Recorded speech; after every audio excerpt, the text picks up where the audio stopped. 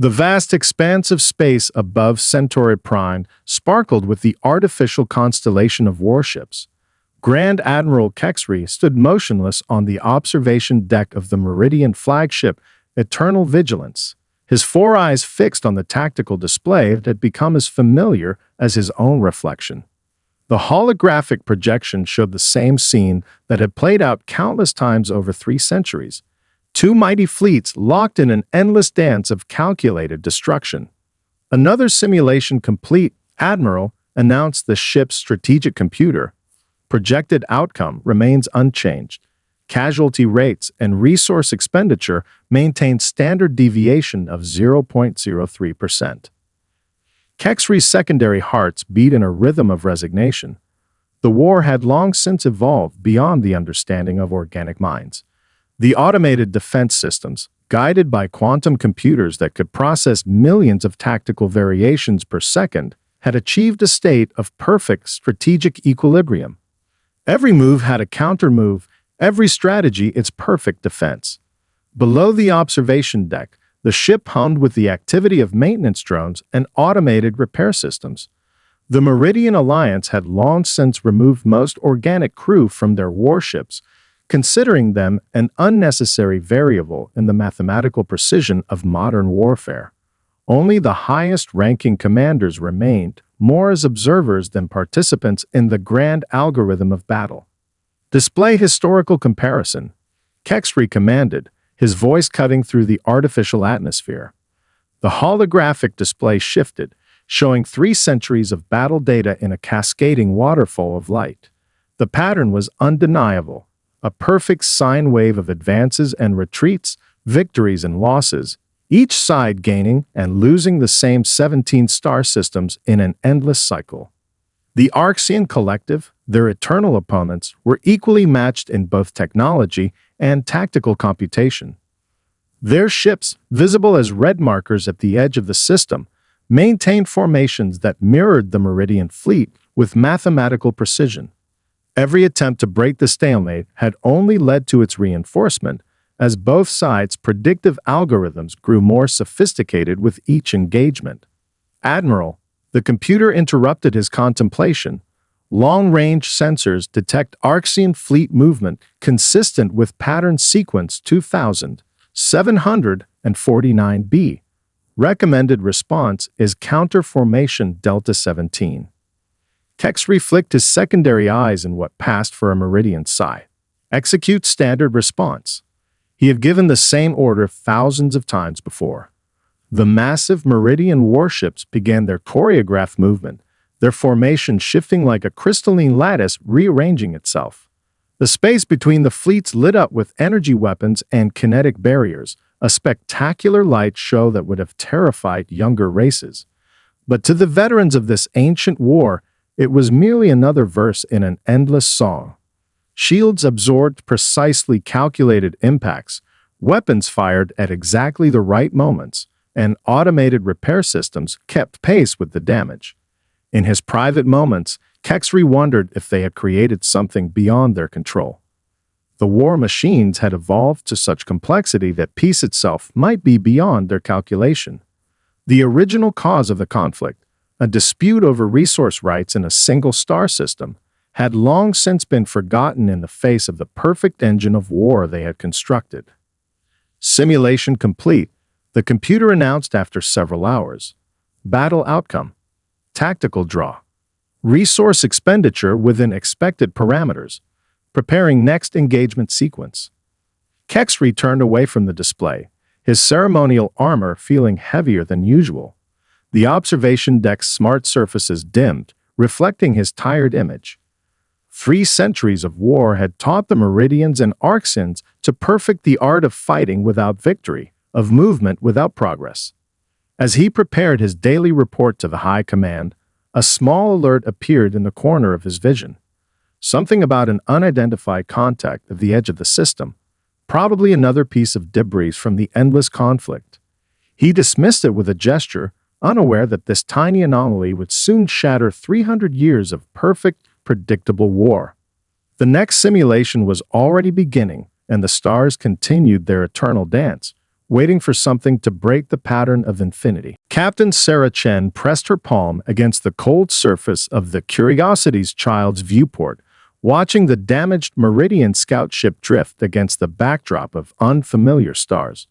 The vessel's sleek, crystalline hull pulsed with failing power signatures, its automated repair systems clearly overwhelmed by the damage. Engineering reports they're ready to attempt docking procedures. Lieutenant Rodriguez announced from his station. Medical team standing by in Airlock 3. The bridge crew held their collective breath. This was humanity's first contact with an alien civilization, and it was happening hundreds of light years from Earth, in a region of space they'd only recently begun to explore. The fact that they'd stumbled upon a damaged military vessel complicated matters significantly. Life support readings? Sarah asked, her eyes fixed on the wounded ship. Faint but stable. We're detecting 3 biological signatures. The rest of the vessel appears to be automated systems only. Sarah nodded, her decision already made. Take us in. Slow and steady. Broadcast medical assistance protocols on all frequencies. The Curiosity's child glided forward, its hull illuminated by the ethereal glow of the Meridian ship's emergency beacons. As they drew closer, the damage became more apparent. Precision strikes had torn through the vessel's quantum communication array and propulsion systems. Captain, the ship's sensors officer called out, "We're receiving a response. Audio only, but the translation matrix is adapting quickly." A voice filled the bridge, its artificial tones indicating it was being filtered through multiple layers of translation. Human vessel, this is Commander Velopix of the Meridian scout ship Swift Oracle. Your offer of assistance is unexpected. Sarah leaned forward in her chair. Commander, I'm Captain Sarah Chen. We stand ready to provide medical aid and emergency repairs. Please guide us through your docking protocols. There was a long pause, filled only by the subtle hum of both ship systems. Medical aid. The confusion in the alien commander's voice was evident even through the translation. You maintain organic medical personnel on an exploration vessel. Of course, Sarah replied, glancing at Dr. Patel, who stood ready with her medical team. Standard procedure for all Earth ships. We believe in being prepared for any situation that requires a human touch. The docking procedure went smoothly, despite the differences in technology. As the airlock cycled, Sarah met the medical team at the junction point. Dr. Patel had already adapted their equipment based on the biological scans they'd received. The inner door opened to reveal 3 tall, 4-eyed beings in what appeared to be ceremonial military dress. Their silver-scaled skin showed signs of injury from their ship's damaged systems, but what struck Sarah most was their expression of utter bewilderment at the sight of the human medical team. You risk organic assets on military vessels, Commander Velix stated, watching as Dr. Patel began treating his second-in-command's injuries. Our analysis suggests this is highly inefficient. Sarah smiled, helping one of the Meridian officers to a seat. Sometimes the most efficient solution isn't the best one. Machines can repair machines, but there are moments when you need empathy, intuition, and the ability to improvise. As if to prove her point, Dr. Patel had already modified standard treatment protocols to account for the Meridian's unique physiology, something an automated system might have taken hours to calculate. Fascinating, Velpix observed, his secondary eyes tracking the organized chaos of the human medical response. Our civilization abandoned such practices centuries ago when the war began. All medical procedures are now automated, optimized for maximum efficiency. The war? Sarah asked, her interest piqued. What war? The commander's response was interrupted by a sudden alert from both ship systems. A massive energy signature had just appeared at the edge of their sensor range, an Arxian patrol fleet. We must leave immediately, Velpex announced, his tone urgent. The Arxians will show no mercy, even to those rendering aid. Your ship will be classified as an enemy combatant simply by association. Sarah straightened, her expression determined. Not happening, Commander. We started treating your wounded, and we'll finish the job. If that means facing down an Arxian fleet, so be it. She tapped her communicator. Bridge, bring all defensive systems online. And get me everything you can about these Arxians. If we're about to make a second first contact today, I want to know what we're dealing with. As klaxons began to sound throughout both ships, Sarah caught a glimpse of something she hadn't expected to see in the alien commander's expression: hope. Admiral James Okonjo stood in Earth's United Space Command war room, surrounded by holographic projections of battle data spanning 3 centuries. The massive chamber, usually filled with the quiet hum of strategic planning sessions, now echoed with his unexpected laughter. "Sir." Colonel Maya Patel looked up from her analysis terminal, puzzled by her superior's reaction to the Meridian combat records. "Have you found something amusing in the tactical data?" The Admiral's laughter subsided into a knowing smile. "Maya, what do you see when you look at these battle formations?" He gestured to a holographic replay of a major engagement between Meridian and Arxian forces. Colonel Patel studied the precise movements of the alien fleets. Perfect symmetry in their responses. Each maneuver is countered with exactly calculated precision. It's like watching a computer play chess against itself. Admiral Okonjo finished, walking through the holographic ships.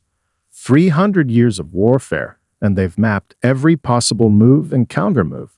The problem is, they've forgotten that war isn't supposed to be perfect. The war room's smart surfaces adjusted to display a new series of simulations. The Admiral had spent the last 48 hours analyzing the data brought back by the Curiosity's child.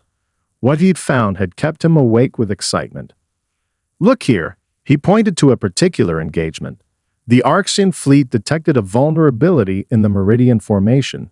Instead of exploiting it immediately, they spent 12 minutes calculating the statistically optimal approach vector. By then, the opportunity had passed. Maya's eyes widened with understanding. "They're too perfect." "Exactly." The Admiral brought up another simulation. Both sides have developed such sophisticated prediction algorithms that they can calculate each other's responses dozens of moves in advance. It's turned their entire war into a massive computational stalemate. The chamber's doors slid open as General Sarah Chen, recently promoted after her first contact incident, entered with a team of tactical analysts. "The latest data from our Meridian friends arrived, Admiral. Their high command is skeptical of our assessment." "Of course they are," Okonjo grinned. "We're telling them that 3 centuries of technological evolution has actually made them worse at fighting wars. That's not an easy pill to swallow." He gestured to the central display, which now showed a comparison between human naval tactics and the alien battle formations. "Look at the difference. Our ships maintain formal structures but allow for individual initiative. Our commanders can improvise, take risks, even make mistakes.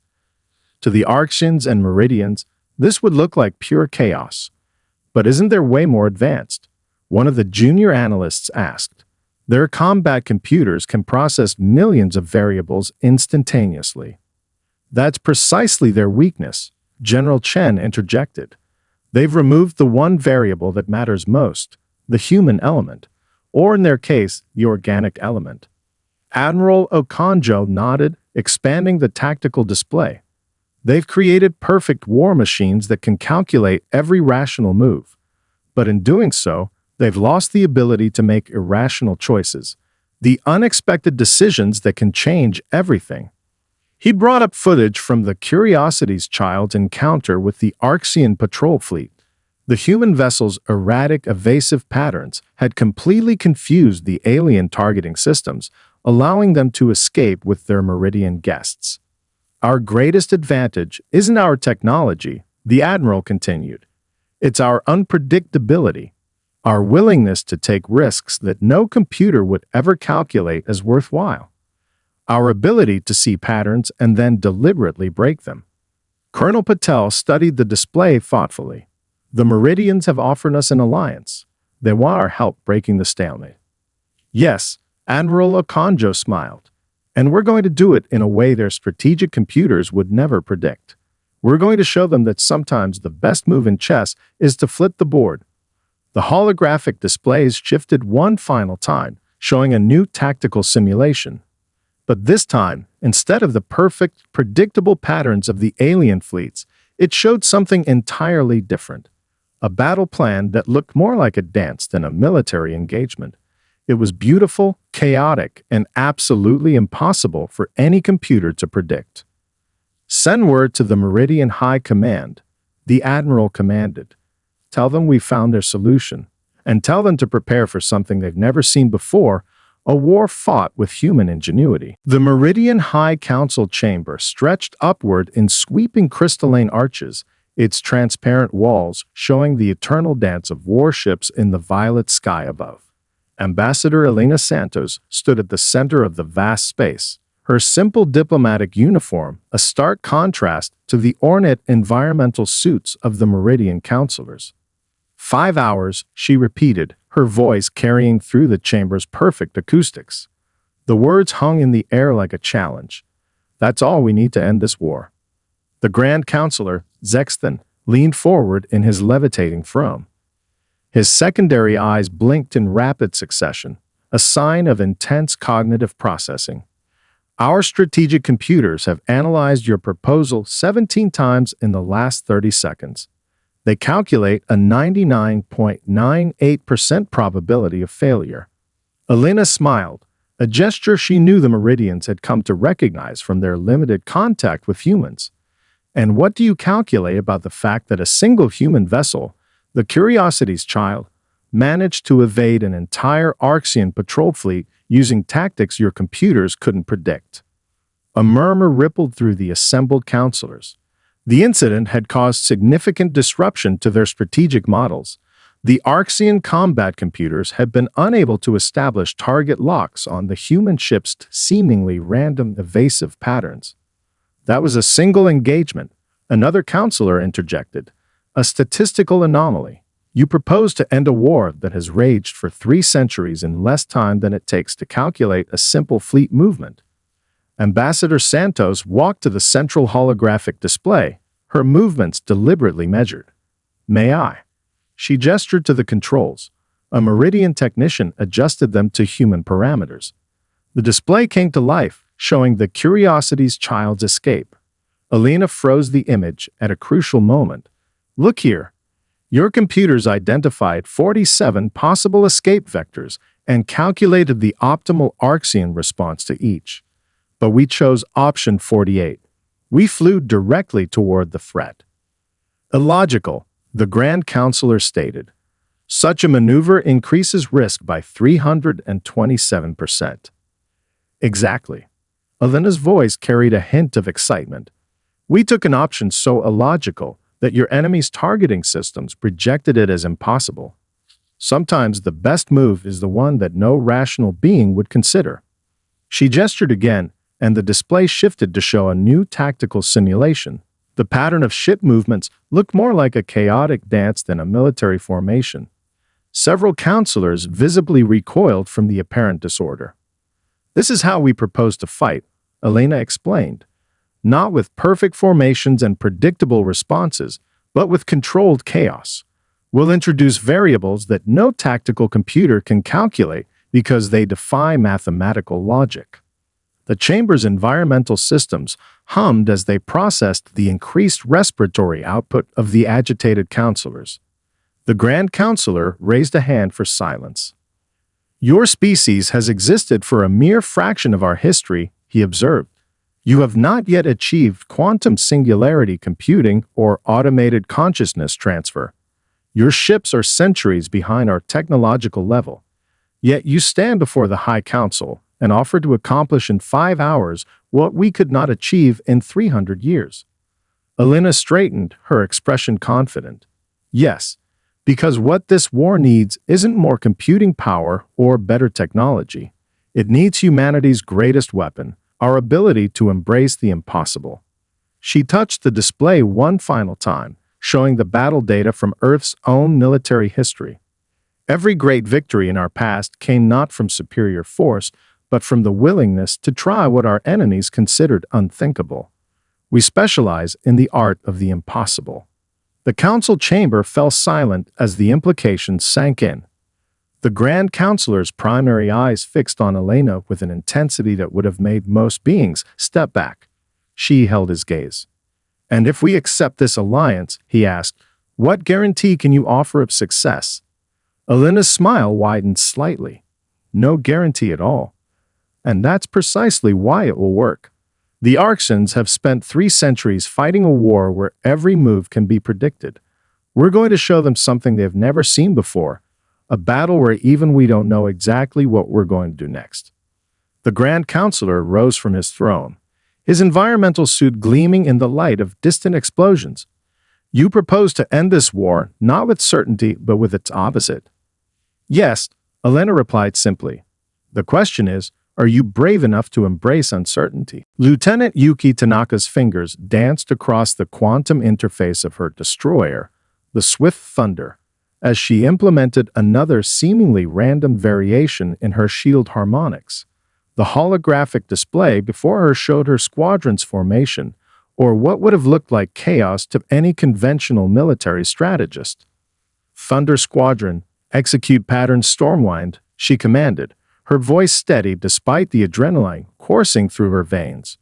Around her ship, 11 other human vessels adjusted their positions in ways that defy traditional spatial geometry.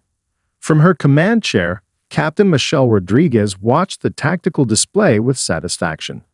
The human fleet had spent the last 20 minutes introducing controlled chaos into the battlefield, and the effects were beginning to show. The Arxian targeting systems were struggling to establish locked solutions on vessels that refused to follow predictable paths.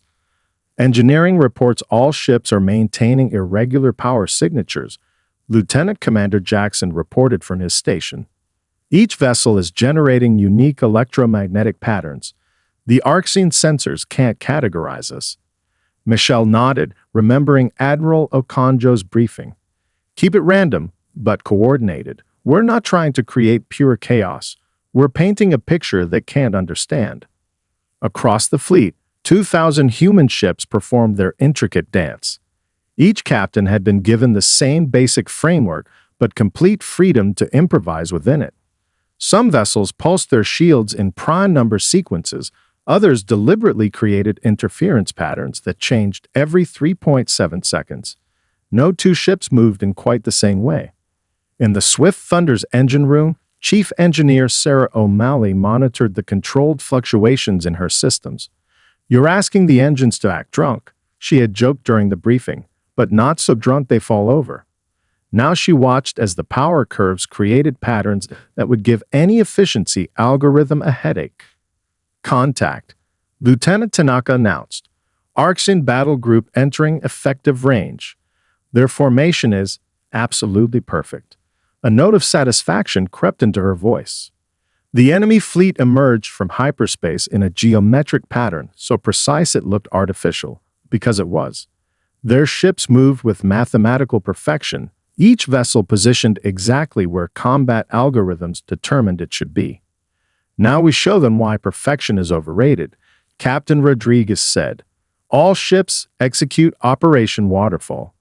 The human fleet's response defied every principle of space combat the Arxians had developed over 3 centuries. Ships that should have retreated charged forward.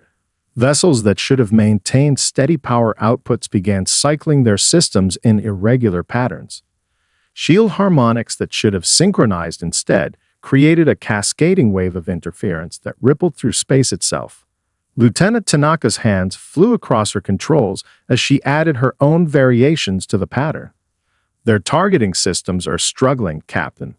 They've attempted to lock on 7 times, but our shield fluctuations keep breaking their solutions." The massive display showed the Arxian formation beginning to shift, trying to adapt to the unprecedented tactical situation.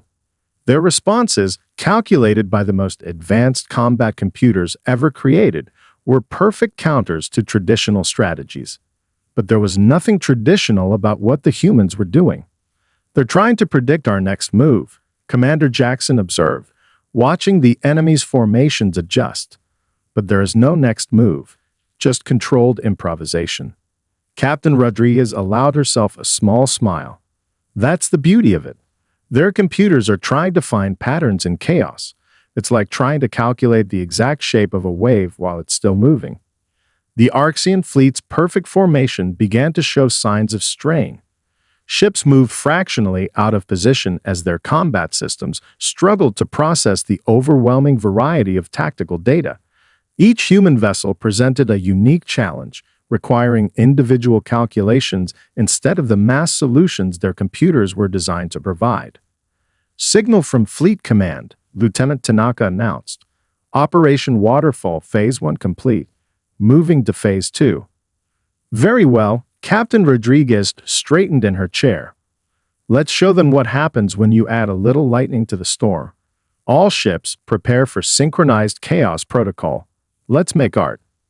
As the swift thunder altered its course in yet another unpredictable pattern, Lieutenant Tanaka couldn't help but think that somewhere in the Arxian fleet, a computer was probably having the artificial intelligence equivalent of a headache.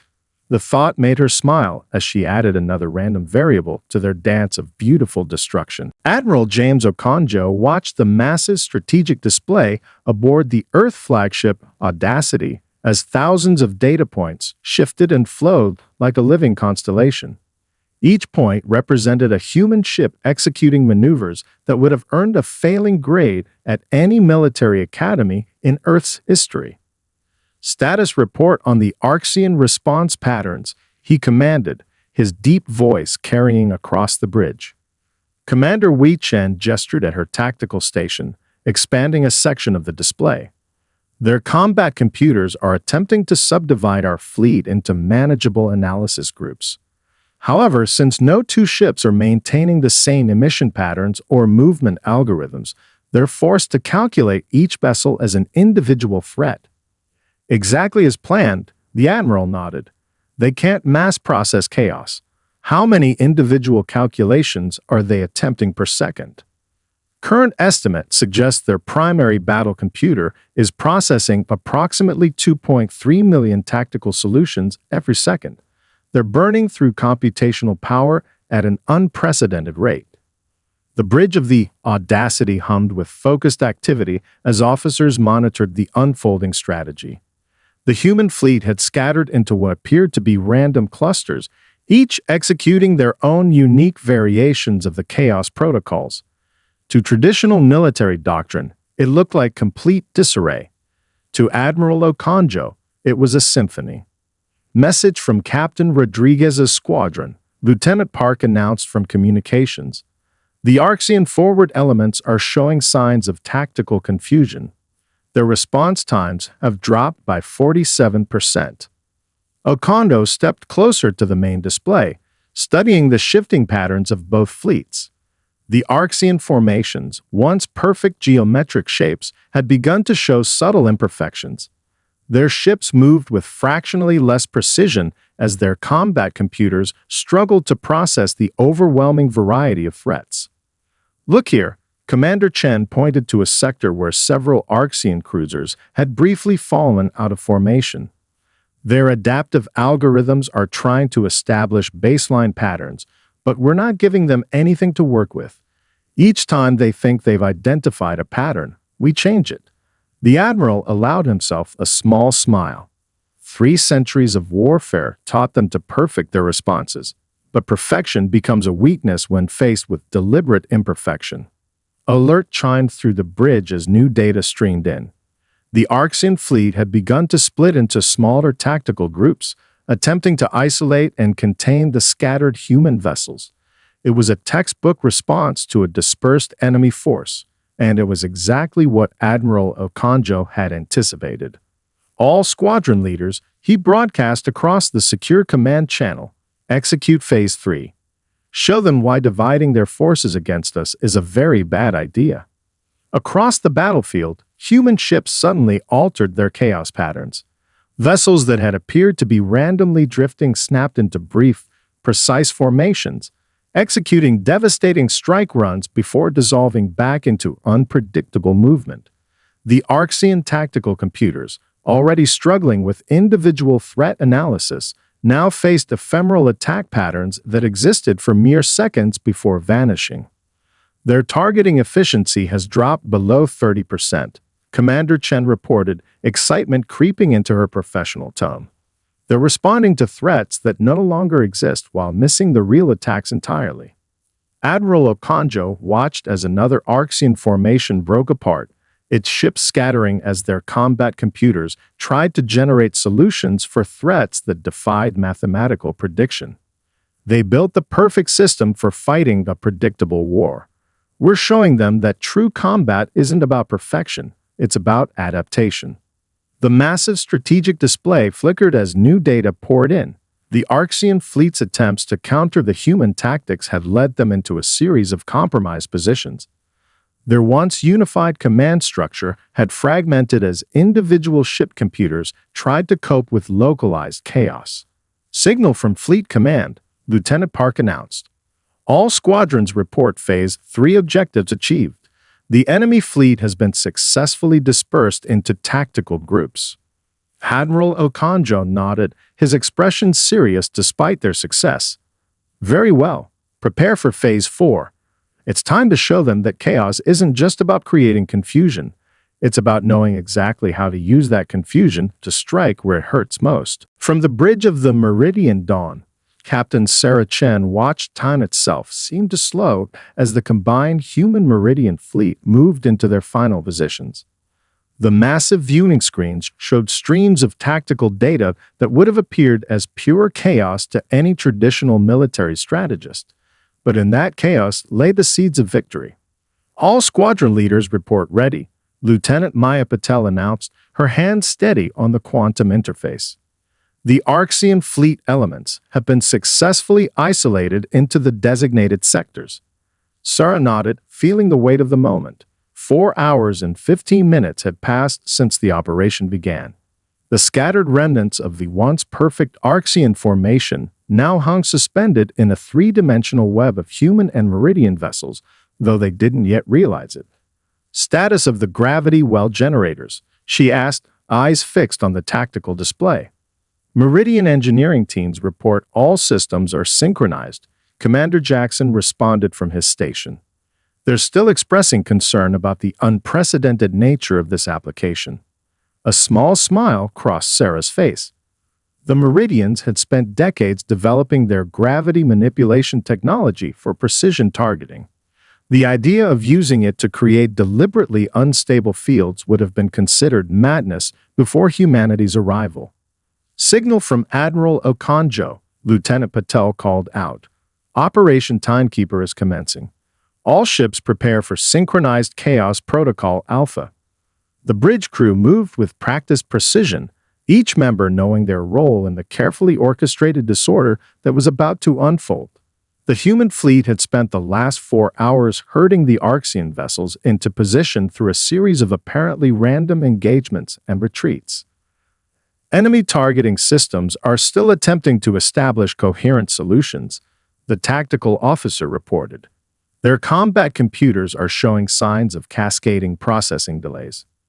Sarah straightened in her command chair. Send the signal to all ships. Execute final movement. Let's show them our masterpiece. Across the battlefield, human vessels began what appeared to be a synchronized dance. Ships that had been moving in random patterns suddenly aligned into brief, precise formations before breaking apart again. The Arxian targeting computers, already overwhelmed by trying to process thousands of individual threats, now faced phantom patterns that appeared and vanished like ghosts. Meridian vessels report they're in position, Commander Jackson announced. Gravity well generators spinning up to full power. The tactical display shifted, showing the true nature of the human fleet's apparently chaotic movements over the past hours. What had seemed like random scattering had actually been a precisely calculated series of maneuvers, driving the Arxian ships into overlapping fields of gravitational influence. Enemy fleet is showing signs of recognition, Lieutenant Patel reported tensely.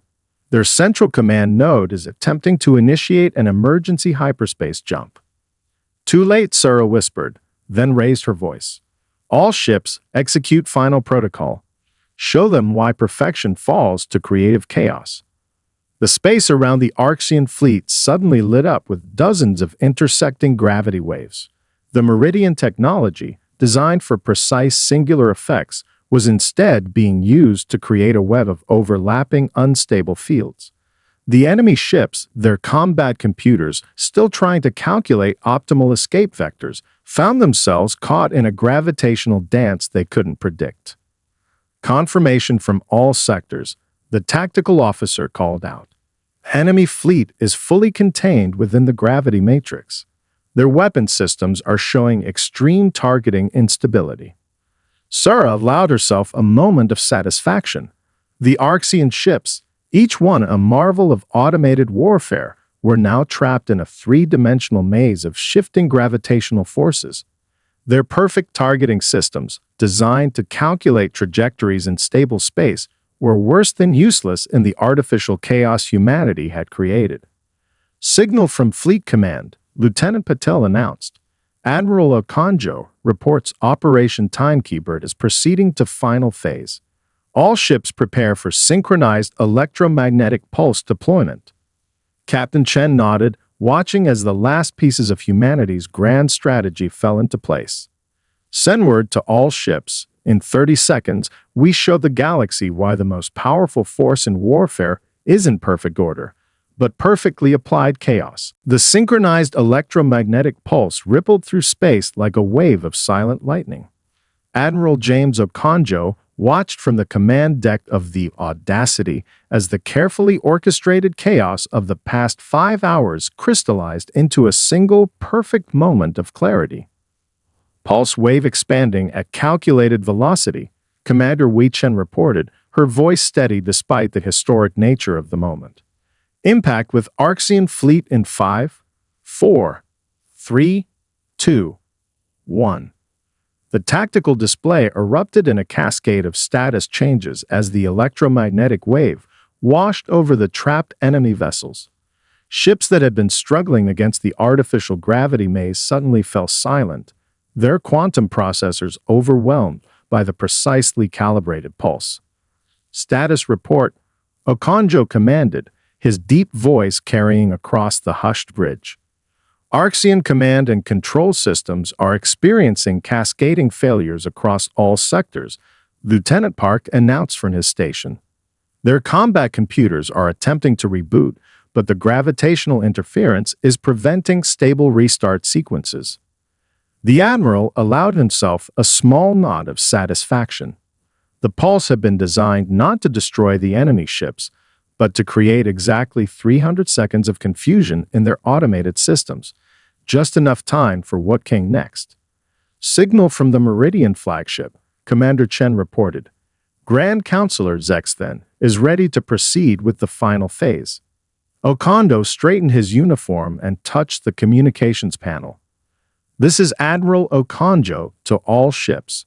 For 3 centuries, the Arxians and Meridians fought a war of perfect calculation. Today, we show them something different. Prepare for final approach. The combined human Meridian fleet moved with practiced precision, their ships forming a pattern that would have been impossible to maintain just hours ago. But now, with the Arxian targeting systems in disarray, they could risk perfect formation one last time. Incoming transmission, Lieutenant Park announced. The Arxian High Command is signaling surrender. A murmur of disbelief rippled through the bridge crew.